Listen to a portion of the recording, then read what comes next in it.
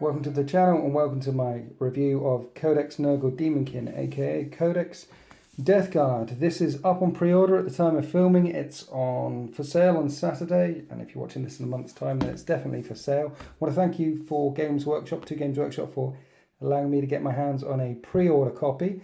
Games Workshop have asked me to stop showing as many pages when I review these books, so I'm going to have to show much less pages than I've done previously, which is fair enough. They're kind enough to let us have a look at these copies. Just a year ago, we'd have had to wait for release day, and then all the true information would have spilled out. Games Workshop are much better at spilling the beans, spilling the bacon now, and allowing people in the community, such as myself and Lawrence from Tabletop Tactics and Mini Wargaming, Beasts of War, other people like that, get their hands on some of these books beforehand. So thank you very much, Games Workshop, appreciate it. And yes, of course, I will show less pages. So overall impression of Codex Demonkin is there's some demons in here, lesser demons, which blend into the Death Guard models, blend into the Death Guard theme, and work very, very well with the narrative. And I'm very pleased they have stuck them in this book. They've done an awesome job. It doesn't feel forced at all. It feels like it's a natural marriage, a marriage born in hell. And the other thing that jumps out at me is just how disgusting and resilient they are, and the number of ways you can do a mortal wound here or a mortal wound there or a mortal. It's not broken in the sense that there's a lot of units in here that can do D3, D6 mortal wounds, but there's a lot of units in here that if you roll a 4 up, or if you roll a 6 to wound, or if you roll a something to wound, if you're in range and something happens and then you do this, then there is a chance of getting a mortal wound. So it doesn't feel broken. It doesn't like you're going up against a Tzeentch demon army which is doing smite, smite, smite, smite, smite all the way across the line and you're getting D3 mortal wounds. It feels instead like every turn you should be suffering a mortal wound over here or a mortal wound over there. You should be tickling away at your enemy and managing to hurt them with the mortal wound mechanic a little bit. The narrative in this book is superb, as you can imagine, and because Aryan is in it, Demon Primarch of Nurgle, because he's a brand new model, and there are lots more brand new models in here, but because he's in here, there's new narrative, there's brand new artwork that we haven't seen before, so it's the high standard that you would come to expect from Games Workshop. One of the other things that I didn't expect when I opened this book, as well as all the demons scattered in it and the chances to do mortal wounds here or there, is the amount of new models in here. They've redone the Plague Marines, Death Shroud Terminators are in here, Grave Wardens are in here, and a couple of extra vehicles that we haven't seen before. In fact, I think there's 3 brand new vehicles. Let's go and have a quick look. So yes, in the vehicle section, we have the new Plague Burst Crawlers, which are very good. We've got the Mycetic something crawlers, which I didn't see them coming. I don't think they were leaked anywhere. Like mini dreadnoughts, however, they're demonic with a 5-up and vulnerable save, and they have disgustingly resilient. We've also got the Fetid Blight drones as well. So 3 brand new vehicle types that didn't exist previous to this book. And talking about brand new stuff, we've got reimagined, reworked Plague Marines as well, with all their new goodness, such as the Plague Cleaver here, Icons of Despair, which we know about, with Blight Launchers. I think that's going to be one of the go-to weapons going forward. New elite choices, such as the Foul Blight Spawn, a Biologist Purifier, and Typhus has been remodeled, Terminators remodeled. The Death Shroud Terminators, brand new and looking mean, but talking about looking mean, a Primarch. The 3rd Primarch is here. We had Guilliman, we had the big guy, what's his name? Chap who broke the webway, Magnus, that guy. And now we've got Aryan as well. 3 of them here so far, over the course of 3 years has it been, or 2 years? How many more are coming, do we think? Anyway, so this book has got new models, new units, new ideas in it, and it lives up to the hype. I haven't been this excited for a brand new book since the Space Marine Codex came out, but it's a new army, essentially. When's the last time we had a new army? Admech, Tzeentch, I think it was the Tzeentch one was the last time we had a new army, so we've now got a new army, which is lovely. Thank you, Games Workshop. So let's jump into the meat of it. Lords of the Plague Planet. What can Death Guard do? Well, we know these abilities if you've got any of the other indexes. Death to the False Emperor. Basically on 6s you get another attack for armies of the Imperium, which is very good. It's not just Space Marines. Any armies of the Imperium, and let's more than 50% of the armies out there are armies of the Imperium, get an additional attack, so different hits in. Disgustingly Resilient, ignoring wounds on a 5-up, including mortal wounds. It's a very powerful ability. When you're rolling it again and again and again, all the way through a battle, essentially you're saving 1/3 of your wounds. Plague Weapons, which is a reroll wound rolls of 1 when you smack someone. So you're getting 6s to hit against armies in the Imperium, getting extra attacks. And then when you wound, if you roll any 1s, roll again, and you're increasing your chances to wound. And Demonic Ritual works the same as before, summoning demons. So these are their generic abilities. And then in the HQ slot, we have Demon Princes, Typhus, Lords of Contagion, Chaos Lord, Sorcerer. That's the Chaos Lords and Sorcerers without Terminator armor, the Chaos Lords and Sorcerers with Terminator armor. These guys haven't got Disgustingly Resilient. These guys have got Disgustingly Resilient. Basically, Typhus is pretty much unchanged, as is the Lord of Contagion.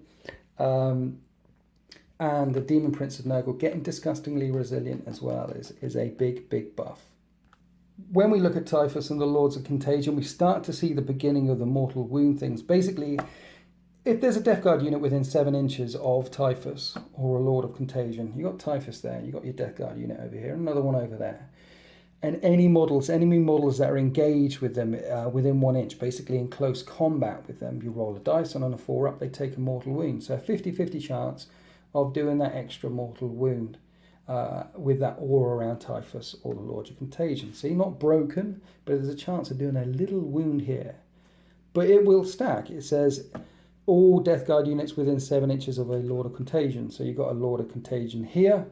Any Death Guard units within 7 inches of him, 50-50 chance of a mortal wound if you're in close combat with your enemy. You got another Lord of Contagion or Typhus, then you can roll again. So you could stack it. It'd be very expensive to bring a couple of Lords of Contagion and Typhus, or one of each. But it's something, you want to get these guys into close combat. They are absolute beasts with their Man Reapers or their Plague Reapers. I mean, both of these guys have got 6 wounds with a 2-up save, a 4-up and Bun, their toughness 5 with Disgustingly Resilient. What does that mean? It means they're saving 2/3 of their stuff. So instead of 6 wounds, essentially they've got 8 or 9 wounds. They're gonna feel a lot tougher to kill. Terminators, toughness 5 Terminators with a 4-up invulnerable save and a 5-up ignores wounds afterwards. Very hard to kill, very hard to kill. You're talking las cannons to the face, a couple of las cannons to the face to take these guys out and their characters. So long as they're an inch back away from the other stuff, they can't get targeted. Very hard to kill, guys. Giving out this aura, which has the potential to do mortal wounds. Very, very nice. These guys, cut and pasted pretty much from the index, don't have the opportunity to give out mortal wounds. And then you have your Malignant Plague Caster up there, which also has the ability to try and give out mortal wounds as well.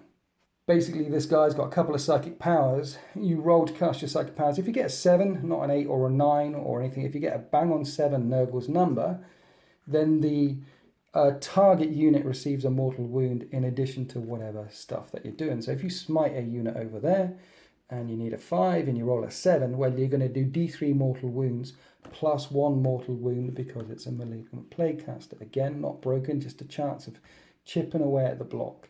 Anyway, those are your HQ options. Quite a few HQ options in there.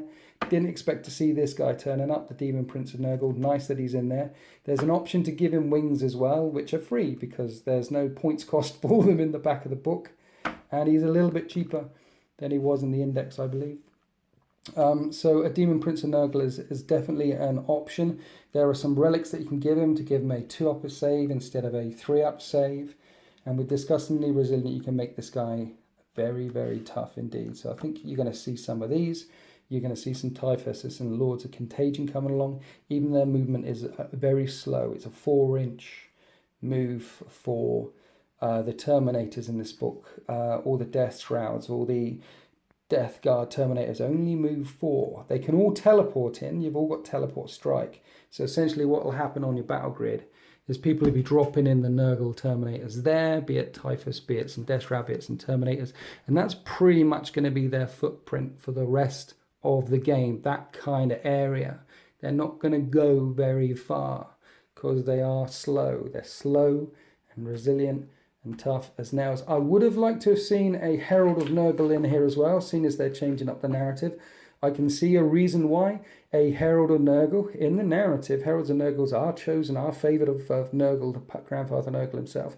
I could see a reason why one of them was telling some Death Guard what to do, and the Death Guard have oath sworn to obey. It would have been nice if he was in here.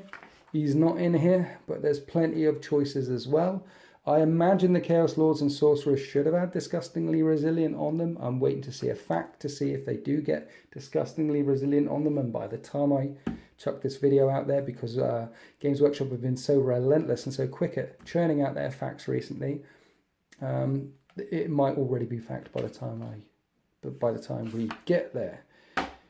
Plague Marines, this page is cut and pasted by the Chaos Space Marine book as well, so I've got no qualms showing you any of this stuff. This isn't any new information yet, but this is cut and pasted from the Chaos Space Marine book. If you haven't got it, it's one big page. What we're looking at here is one big chocolate box. The Marines here are toughness 5 with 1 wound. Toughness 5, 1 wound. So they seem killable. However, they've got Disgustingly Resilient, which you can take to mortal wounds. And you can chuck them in a Rhino, which will keep them safe to get them up the board to where you want to be. Unlike standard Marines, they only move 5 inches instead of 6 inches. And unlike standard Marines, you can bring lots and lots and lots of different toys with them. Remember, when they're rolling 6s to hit someone in the attack phase, in the fight phase, they get additional attacks. If they roll 1s, basically all their weapons are pretty much plague weapons. If they roll 1s to wound, then they'll be picking up those 1s and rolling again to wound. And it's a chocolate box. There are lots of different ways you can load them out. They've all got 1 attack each, but you can all give them double close combat weapons so that they all can attack twice. You can make them a close assault, slow, lumbering, zombie, Space Marine, Terminator, zombie Space Marines if you want to.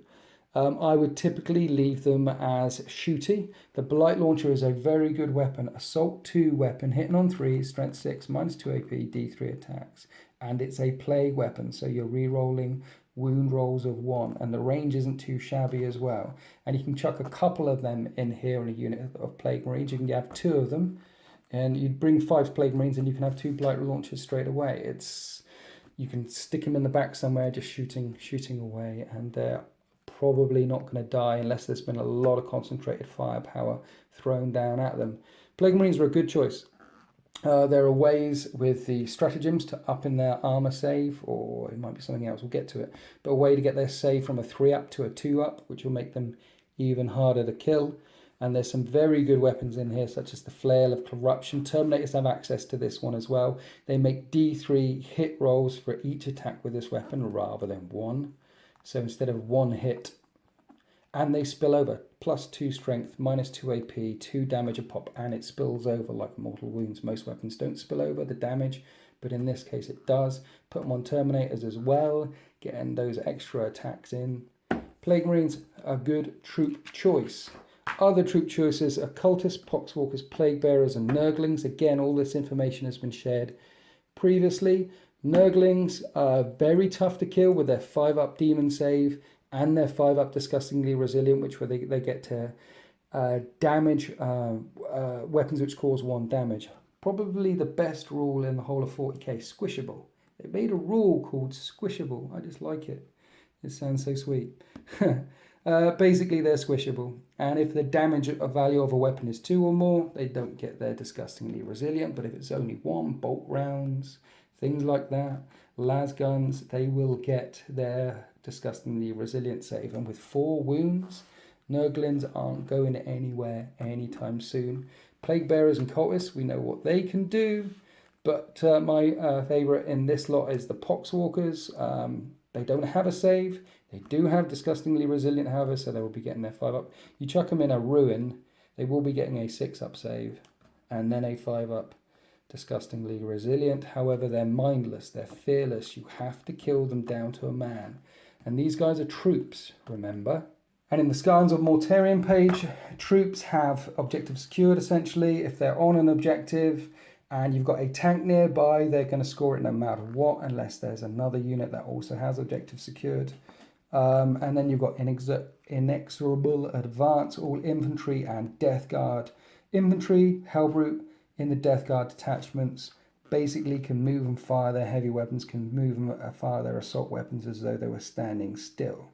So these two rules under Scars of Mortarion, they claim objectives all the time because of objective secured, regardless of numbers, and the fact that they can move and fire heavy weapons, move and fire assault weapons without penalty. Infantry benefits the troops section, benefits the elite section, Terminators and stuff like that as well, but it essentially makes your troops very much worth bringing. So these guys on an objective stood next to a land raider. There could be one guy left who hasn't ran, who hasn't gone away, who isn't dead because he's mindless, because he's fearless, and he will still score that. If there's two land raiders sat there or whatever, he's still scoring that. I like them. They're cheap. They're all cheap. Power level 3, 3, 4, 3. Cheap ton of troops. Cheap is important in this book as well, because you'll soon find yourself running out of points, running out of power level very quickly, because the Death Guard are so resilient, because they are so tough. These points do add up. What I mean is this is an elite resilient army. They're not cheap to get. So whenever you can get some cheap options in here and flood the field with cheap stuff, 40, 60, 80 Poxwalkers or 9, 12 Nurglings, whenever you can chuck these guys on the table, that gives you more bang for your buck to buy some more Terminators and some of the vehicles in here, which are juicy. Then in the elite section, try not to show off as many data sheets as I can. We have the Not Just Blightbringer from the box set that we got at the very start. We've got the Tallyman, the Plague Surgeon, and we've got the Foul Blight Spawn and the Biologist Purifier. What do these guys do? Well, they've all got 4 wounds with a 3-up save and disgustingly resilient in their characters, so they're going to be hard to target. But when you target 4 wounds with disgustingly resilient, is killable.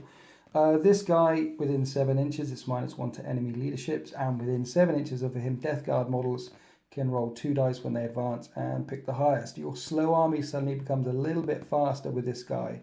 You're bringing him if you want your Poxwalkers on foot, or your Cultists on foot, or even your Death Guard on foot, and you're trying to run him up the table as quickly as possible. Remember, he's in range of his own aura, so this guy is stumbling along as quickly as possible, his bells swinging away. What does the Tallyman do?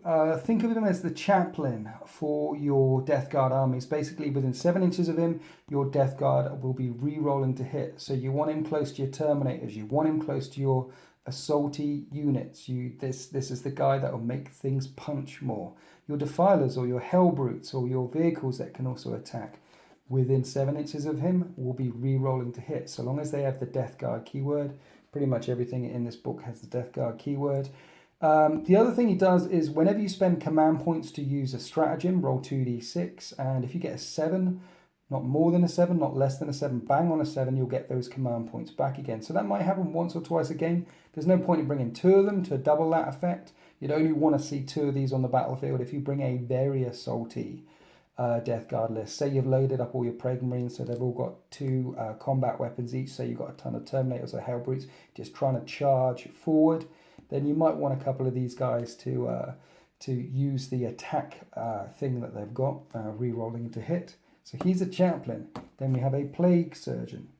Again, 4 wounds, 3-up save, disgustingly resilient. He adds 1 to his attack or wounds characteristic whenever he's attacking Imperium guys that are infantry or bikers, so he's a bit more tasty in close combat. But you re-roll disgustingly resilient saves of 1 when you're within 3 inches of this guy. So you're going to see those tendrils. You're going to see him on the battlefield with some Terminators over here and some Death Guard over there, rolling their 5-up disgustingly resilience. And whenever there's 1, whenever you roll 1s, you're going to get to pick them up and re-roll them again. Remember, Mortarion has disgustingly resilient as well, so it will affect Mortarion. Not that Mortarion will be anywhere near these guys, because he's going to be up at the front just destroying stuff. But that's what he does. He makes your disgustingly resilient rolls a little bit better, maybe. It's going to come into effect. It will add up over the course of the battlefield if you do not kill this guy. He's going to be one of the guys that you might instead... This is the guy going forward with your attacky stuff, helping you hit stuff. This is the guy that you're going to leave probably at the back with your Poxwalkers or with your Death Guard or with people at the back of the table holding on to objectives to help them stick around and help them reroll their disgustingly resilient saves. So ones for your disgustingly resilient, you re-roll them. Foul, Blight Spawn, and Biologist Purifier. He's got a special Blight Grenade. They've all got Blight Grenades, which are only strength 3 AB1, but once a game he can chuck a Blight Grenade which does 2d6 explosive results at strength 3. There's ways of getting that strength up to 4 with stratagems, and there's ways of making it a bit more devastating. But the other thing that this guy does is... If you charge any Death Guard units that are within 7 inches of him, then they don't go first. So normally charging units go first. Instead, his foul stench means that you'll select them normally, and this will even affect units that automatically fight first, such as Slaanesh. So this guy can prevent charging units from hitting you first. This guy means you're re-rolling the Talisman, means you're re-rolling your attacks when you're in close combat. You've got your Plague Surgeon allowing you to re-roll wands for disgustingly resilient. And then you've got people like Typhus and the Lords of Contagion doing mortal wounds on a 4-up to any enemy units that are engaged in close combat within 7 inches of him. You can see how these things stack together. You can see how the Death Guard army, you get an army idea that they're a relentless marching horde of zombie space marines with buffs that help counter each other. You're going to see a triad of these guys. You're going to see the Blight Spawn and your Talisman and your Typhuses and your Lords of Contagion in the middle of units of Plague Marines relentlessly marching up the table, doing death and damage and carnage to the enemies of the Death Guard. Biologist Purifier. Got lots of Blight Grenades on him, lots of poison stuff. When he dies on a 4-up, he can blow up and do mortal wounds. Again, a 50-50 chance. Only does 1 mortal wound, but that's nibbling away with this mortal wound stuff. And he also increases the strength of Blight Grenades around him from 3 to 4. It's only a 3-inch bubble, and remember you can throw 1 grenade from a whole squad. But within that 3-inch bubble, not only does your strength go from 3 to 4, but on 6s to wound, they become mortal wounds. So 1 in 6 chance of a mortal wound. Doesn't sound like much. Once a game, this guy chucks out 2d6 worth of Blight Grenades. And any 6s to wound cause mortal wounds. And there is a stratagem where your Death Guard can not shoot for a turn, and everyone who's got a Blight Grenade can chuck a Blight Grenade out. 1 in 6 chance of a mortal wound. Again, slim chances, but opportunities to nibble away.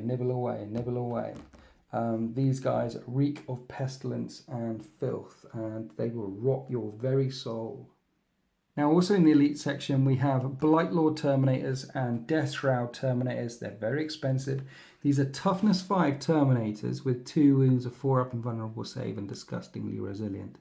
I suspect they're tougher than Paladins, which are 3 wound Terminators, because of the disgustingly resilient, because of the ability to ignore mortal wounds, and with their 4-up invulnerable save, it's just, they're very, very juicy. I'm going to get a ton of these guys. They can teleport in, and just like the Plague Marines, as you can see by the weapon loadout these guys got, they are a chocolate box. You can bring the Flail of Corruption, you can give them more close combat attacks. For every 5 Terminators, you can give them heavy weapons. They can all take combi weapons. It's a nice chocolate box. It's expensive, but they are tough and they will do damage. And if they're anywhere near the Talisman, they're going to be re-rolling to hit as well. If you've got a Plague Surgeon nearby, re-rolling wound rolls of disgustingly resilient rolls of 1. They're very good. I like these Terminators. We are going to see a ton of them. So things to note, they all have combi bolters, but you can exchange them all for combi weapons. So a squad of Terminators could all have combi melters or combi plasmas on them. They come with their bubotic axes or their plague swords, basically power swords, power axes. Remember, they're re-rolling wound rolls of 1 because they're plague weapons, and they also have aura of rust, which is for every wound roll of a 6. The AP of that weapon goes up by 1. So power swords, bubonic swords go to AP -4, bubonic axes go to AP -3 from -2. So resilient, combi weapons, lots of DACA. They're infantry, so remember that Plague Marine rule. The Blight Launcher and the Plague Spewer. The Blight Launcher is an assault weapon. For every 1 in 5 of these can take a Blight Launcher, or 1 in 5 can take a Plague Spewer, which is a 9-inch range heavy flamer, or one of them can take an autocannon, 4-shot autocannon. And remember that infantry rule for Death Guard, they can move and shoot with that Reaper autocannon without, even though it's a heavy weapon, without suffering the negatives for moving and firing with a heavy weapon. That rule as well, that moving and firing with heavy weapons, within 18-inch range, their rapid fire doubles. It's not 12-inch range rapid fire for these guys. For all infantry models, it becomes an 18-inch range rapid fire. So Terminators with the combi weapons, 2 shots at 24-inch range, 4 shots at 18-inch range. These guys are going to throw down a crack ton of firepower. They're going to be resilient. They're going to be re-rolling 1s to wound, and on 6s it's going to be affecting their close combat attacks as well. They're very, very good. I like them. Death Shroud Terminators, very expensive. 70 plus points if you want to bring them loaded up, and they come in units of 3. They've got a strength 3 pistol, which is a D6 weapon, which is interesting because you can do it in close assault. Extra attack, as I mentioned, but Terminator units within 3 inches of these guys get an extra attack as well. So these guys coming in at 3 attacks. These guys coming in at 3 attacks as well. Remember with plague weapons. Remember with Death to the False Emperor. And then Man Reapers are nasty, nasty weapons as well. +3 strength, -3 AP, D3 damage a pop, plague weapon, very good.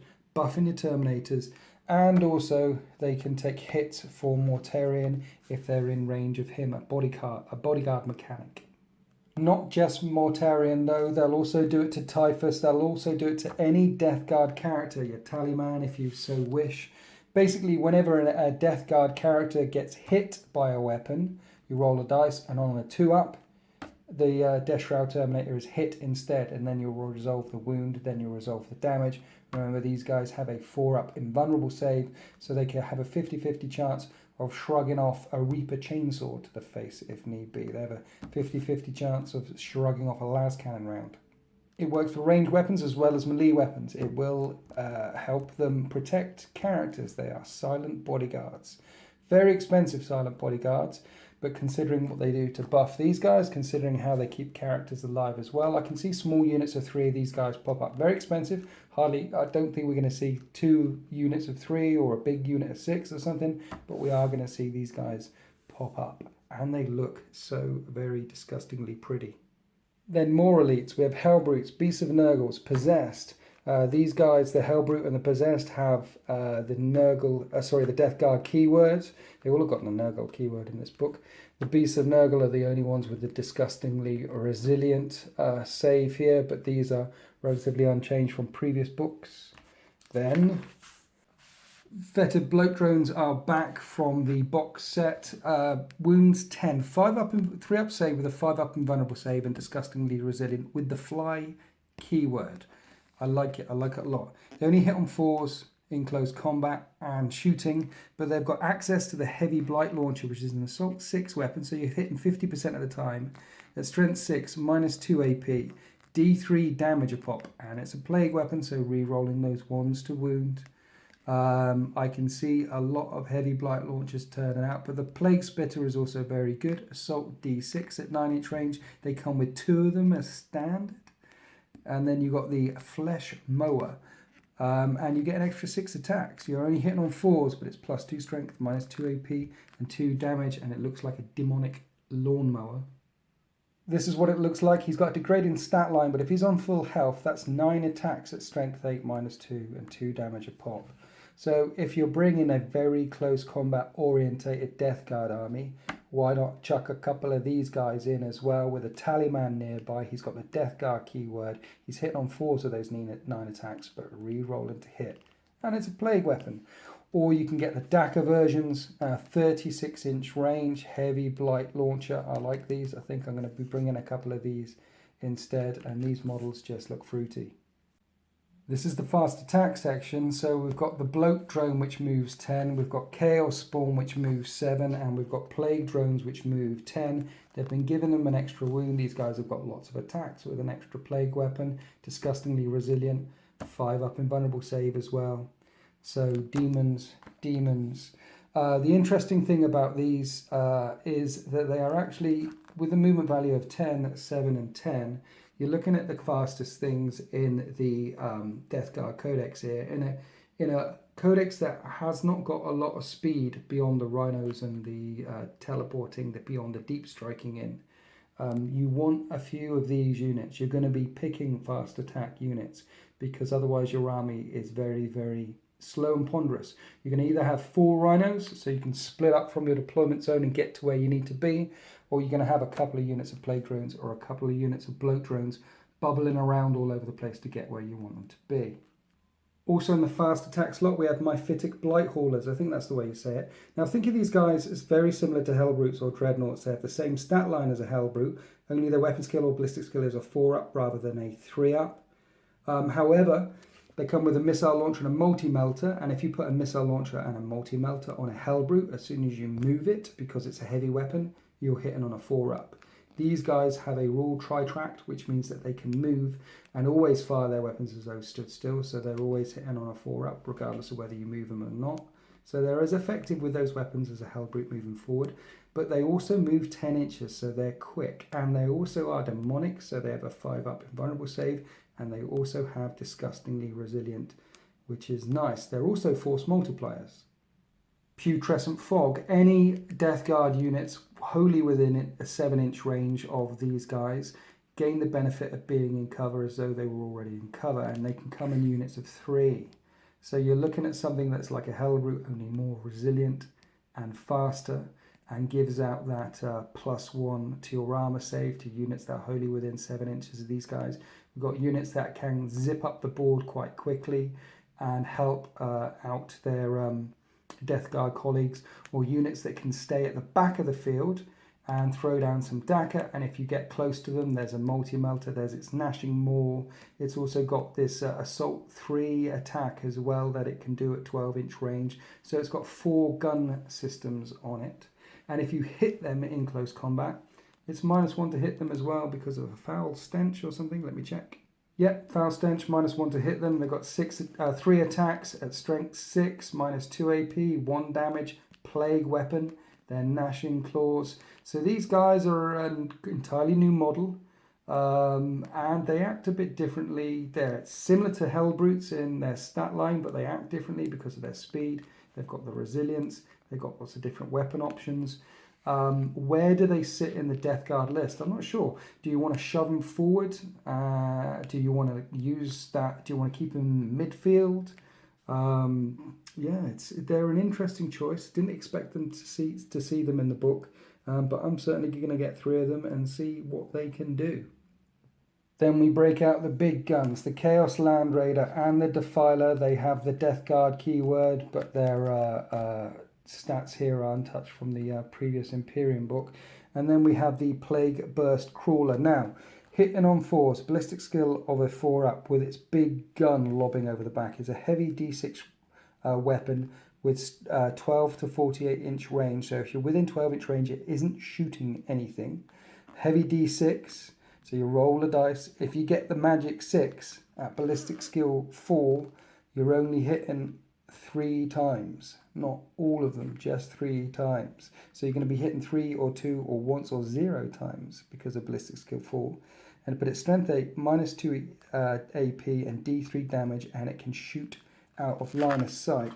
And it looks good. They look like this, that big gun hurling over the top and the back. They've also got 2 other weapon systems on them as well. So they come with 2 plague spitters on the side, just like the plague spitters that you get on the bloat drones. Short range guns, but assault 6 weaponry, so they're auto hitting. So that'd be 12 auto hit shots. So you can give it the long big gun and put the plague spitters on the side, and anyone who comes forward, you're hitting them with lots and lots of shots. You've got a mini point defense gun on top as well. Or you can swap these 2 guns out for the equivalent of a Dark Lance, a strength 8, 36-inch range, strength 8, -4 AP, D6 damage gun on 2 of them. 2 of them, you're hitting once, -4 AP, that's wrecking straight through a Predator, straight through a Rhino, straight through anything with a 3-up save, any enemy vehicles. At D6 damage a pop, if you get both hits in there, potentially you could take out a vehicle with 1 shot. It's called an Entropy Cannon, I believe. But yeah, so if you want a tank with Demonic, it's got a 5-up invulnerable save, with Disgustingly Resilient, that can shoot models out of line of sight. This is the tank for you. I think if you're playing, if you're used to, in your meta, if you play orcs or if you play an army that's extremely aggressive, that normally comes straight at you all the time, like Grey Knights, if that's what most of your friends play, orcs or Grey Knights or Nids, then you probably want the Plague Spitter on the sides, because these guys are going to be at the back shooting, and then your enemy is going to be up in your grill pretty quickly, and then you want to get the Plague Spitters out for those Assault 6 auto hits. If you play a mixed meta game, if you play typical games where you're on one side, your enemy's on the other side, and you're spread out all over the battlefield against most of the armies of the Imperium, for example, or Eldar or Tau, then you're probably going to want the 2 cannons, the Entropy Cannons, firing essentially Dark Lance shots across the battlefield at you, and you're probably going to want more than 1 of these guys. I can see 2 or 3 or 4 of these turning up in games very easily. They're one of the very, very good units in this book. With a 5-up invulnerable save and Disgustingly Resilient, this is the Entropy Cannons, they're not going anywhere straight away. They have got 12 wounds. It is a degrading profile, but they just look mean, don't they? They just look mean. And as we can see, Games Workshop thinks that 3 of them is a good number. I think I'm going to be getting 3 of them. So this book has a lot of elites in it, but not very many heavies. The only other heavy left here is the Chaos Predator. So if you get your old school stuff like a Predator, a Defiler, a Land Raider, they don't have Disgustingly Resilient, but the Plague Burst Crawler and that Myphetic Blight thingy bob, they do have Disgustingly Resilient and Demonic. But yeah, you can get a Chaos Predator as well. Then there's the Chaos Rhino, and then the last thing in this book is the Lord of War, Mortarion, Demon Primarch. Mortarion has got 18 wounds, a 3-up save and a 4-up invulnerable save, and Disgustingly Resilient. So that's a 1 in 3 chance of ignoring any wound, including mortal wounds, dealt out this guy. So if he's got 18 wounds, divide that by 3, that's another 6. Tack that on top, 24 wounds to get through, assuming that he makes 1/3 of his Disgustingly Resilient saves. He is a beast. That 4-up invulnerable save, that Disgustingly Resilient save, will keep him alive for a very long period of time. Just checking he can't do his reroll wounds rolls of 1 with Disgustingly Resilient, because the Plague Surgeon only works on infantry, and he's most certainly not infantry. Now, he's a Psyker. He knows Smite and 2 powers, but he can only cast 2. And he can deny the Witch 3 times, because anyone who knows anything about the narrative of Mortarion knows that he hates Psykers. And from a narrative point of view, just my Black Library head coming on here, I wish they hadn't made him a Psyker. I wish they'd have, even though he's a demon, I wish we'd have had something very, very unique. I'd have liked it if he had no powers at all. However, he could deny the Witch, say, 5 times. Imagine if he could deny the Witch 5 times and you rolled 3 dice and you used all of them. That would be great. That would be a deal to his, fit in with his narrative perfectly. However, that's not what we've got. We've got a model that can deny the Witch 3 times, and denying the Witch 3 times is still very good. And having 2 psychic powers and Smite is also very good, because as we're going to see, some of the psychic powers can modify what he does as well.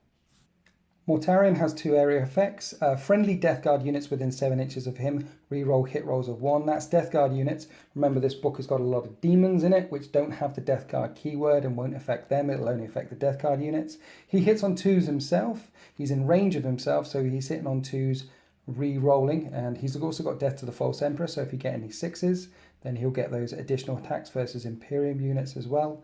And also enemy units within 7 inches of him have -1 to their toughness. So suddenly those Space Marines within 7 inches of him are down to toughness 3, and you're shooting at them with just the humble bolt guns from your normal guys, and you're wounding them on 3s rather than 4s. So because it's -1 to enemy toughness within range of 7 inches of him, and because he's got such a very, very large base, Mortarion deserves to be up and in your enemy's face at all times at 18 wounds, 4 up and vulnerable save, disgustingly resilient with your Death Shroud Terminators on a 2 up, taking any hits to any characters, including Mortarion on a 2 up. They take the hits as well, and they've got a 4 up and vulnerable save.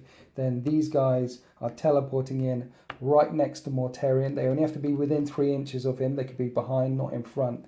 He's up in the lines, affecting the enemy toughness and smashing them. Those are his 2 area effects. He's a bit selfish. He's not like Guilliman, re-rolling everything to hit and everything to wound. Just hit rolls of 1 and the -1 to toughness within 7 inches. He's a bit selfish that way. He doesn't help out his army as much as Guilliman does. However, he is an absolute tank in close combat. At full health, he's got 6 attacks, then 5, then 4. And he's strength 8, and you can use silence. You can use his close combat attacks in one of 2 ways. You can either double your strength up to strength 16 and -4 AP. So at strength 16 at -4 AP. Let's think about that versus an Imperial Knight. He's hitting on 2s, re-rolling to hit. Strength 18, the toughness of an Imperial Knight is an army of the Imperium. It drops down to toughness 7, but even if it wasn't, if it was a Renegade, a Chaos Knight, it would still be at toughness 8. He's strength 16, so he's wounding on 2s. And it's a plague weapon, so he's re-rolling to wound, hitting on 2s versus a Knight, wounding on 2s, and re-rolling both of them at 6 attacks. And it does D6 damage at -4 AP, and could potentially chuck out 36 damage if you roll 6 6s, but it can do a lot of damage in one smash. And the reason why I'm thinking about Imperial Knights is because just as a Knight can hit you with its Reaper Chainsword, a Knight can also stomp on you with a Titanic Feet. Mortarion can use his silences, use his Scythe in a different way, and instead of 6 attacks, can triple them and get 18 attacks at strength user, -2 AP, 1 damage a pop, hitting on 2s, strength 8. So imagine that versus a horde. Imagine that versus a whole unit of Space Marines. He'll be hitting on 2s, re-rolling, wounding on 2s, re-rolling, -2 AP and 1 damage a pop. He will cleave through people. He also has another special rule. Host of Plagues, an area effect. Any enemy units within 7 inches of him at the start of the fight phase roll a dice. When he's on 4 health, it's a 4, then it's a 5, then it's a 6 as he degrades. But if you equal or exceed the Host of Plagues rule, then that enemy unit takes D3 mortal wounds. So if he's up in the enemy lines, reducing their toughness, then this unit over here, this unit over here, this unit over here, within 7 inches of him at the start of the fight phase, you roll a dice. On a 4 up, D3 mortal wounds, D3 mortal wounds, D3 mortal wounds. Get him up in your opponent's lines and cause havoc. The Lantern is a one-shot weapon. However, you draw a line along with the Lantern and it hits enemy units underneath that line. So it's a pistol one-shot, strength 8, -3 AP, 3 damage, 18-inch range. And again, you draw that line. It'll hit each unit once for everything under that line. There could be a whole mob of boys here and you're aiming at the tank over there. Hits the tank at strength 8, -3 AP, 3 damage, and will hit one of the boys as it goes through that as well. So more effective than you might think it would be. He's not going to be shooting very well. He's not going to be killing very much with that. He is going to be killing more with his plague host, his area effect thing. He's going to be killing more on his own. And when he blows up, when he dies, he blows up on a 4 up and does D3 mortal wounds as well. So you definitely want him in your opponent's lives. He is a Absolute beast. And a steel for 18 power level. I think it's 450 points or something like that. He's expensive, but not too expensive, and more resilient, I think, than any of the other Primarchs that we've seen so far. However, whereas Magnus was the Psyker extraordinaire, Gulliman is a buff extraordinaire. He's just a tank that does lots and lots of damage. Looking at the Warlord traits, because Mortarion has a fixed Warlord trait, Arch Contaminator, basically any Death Guard units, including himself, within 7 inches, re-roll all wound rolls when attacking with plague weapons. So instead of re-rolling wound rolls of 1, you're re-rolling them all. Imagine if Mortarion is up at the front with some Terminators and there's a Tallyman nearby, so they're re-rolling all of their hits, mind you, Mortarions, allowing them to re-roll hit rolls of 1 as well. And the Death Shrouder nearby, giving those Terminators additional attacks, 3 attacks instead of their standard 2. And then Mortarions nearby, meaning those plague weapons are re-rolling to wound everything. Mortarion with some Death Shroud and some Terminators up in your opponent's lines. There's not many things that will be able to withstand that.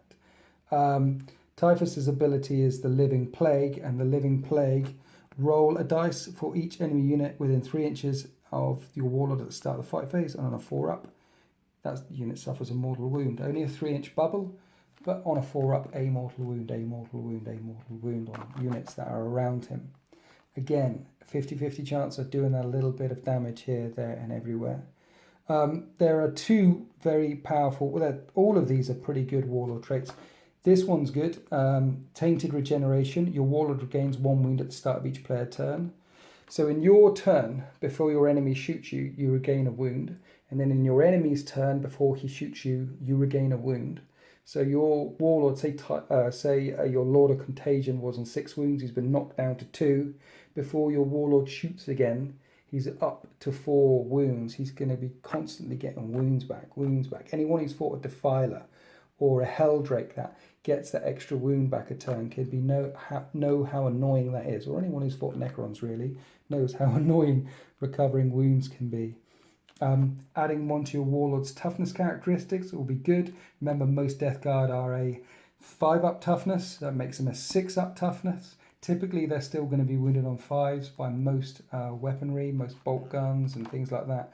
There's not much difference between a 5 and a 6 these days. The big crossover phase that exists in 8th edition is going from toughness 7 to toughness 8. But it's just +1 to your toughness characteristics, which is nice but not great. And then reduce all damage inflicted on your Warlord by 1 to a minimum of 1. So if your Warlord is hit by a weapon that does 3 damage, he'll only lose 2 wounds.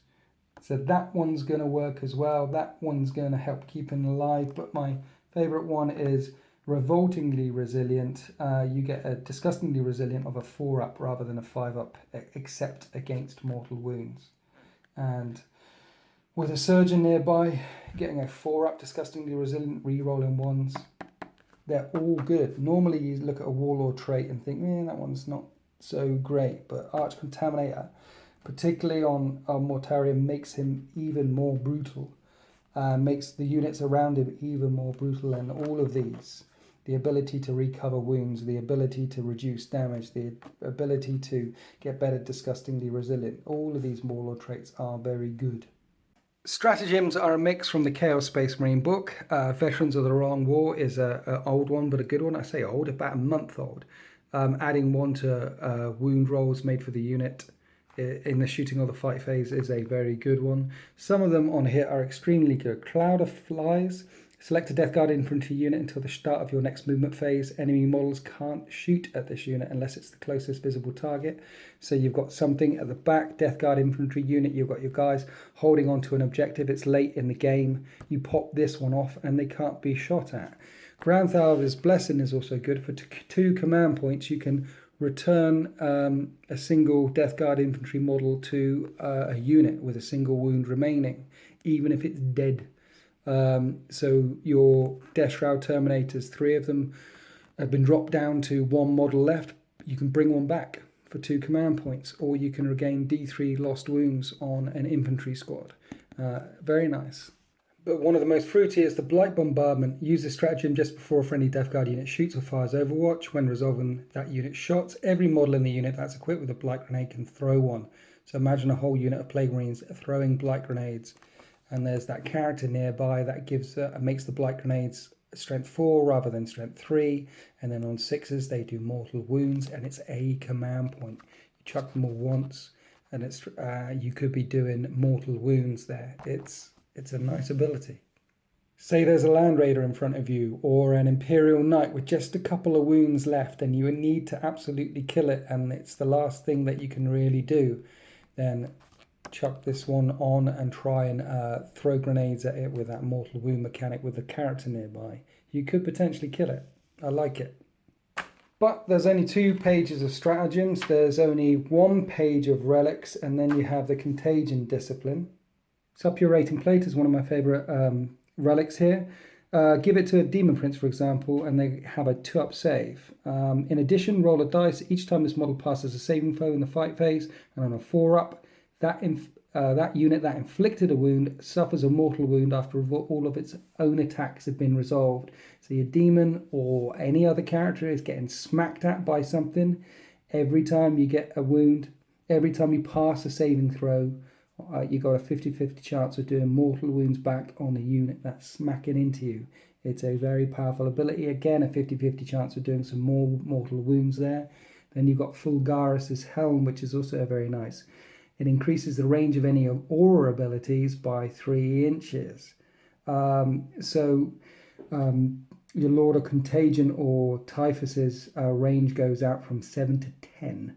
Or those elite choices that have a 3-inch range on their orders go from 3 to 6. Tallyman allows Death Guard to reroll hit rolls within 7 inches of him. This thing will make him reroll hit rolls within 10 inches of him. It's a very powerful relic.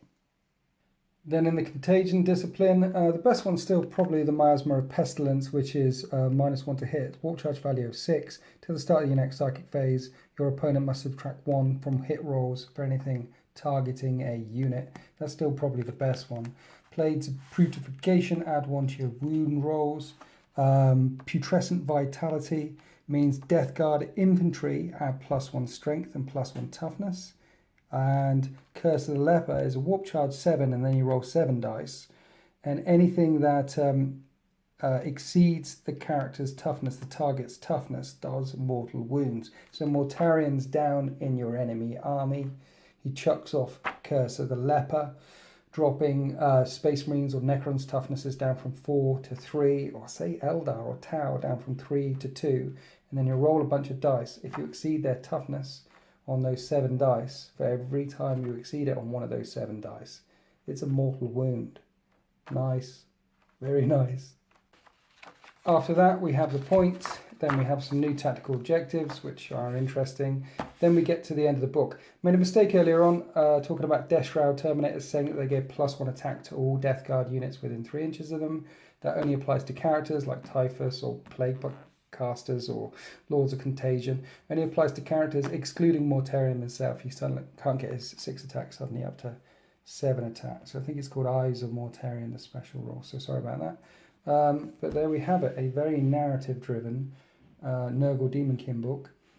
Okay, so that's it. A good book with some solid choices, some disgustingly resilient units in there, packed full of new narrative and new artwork.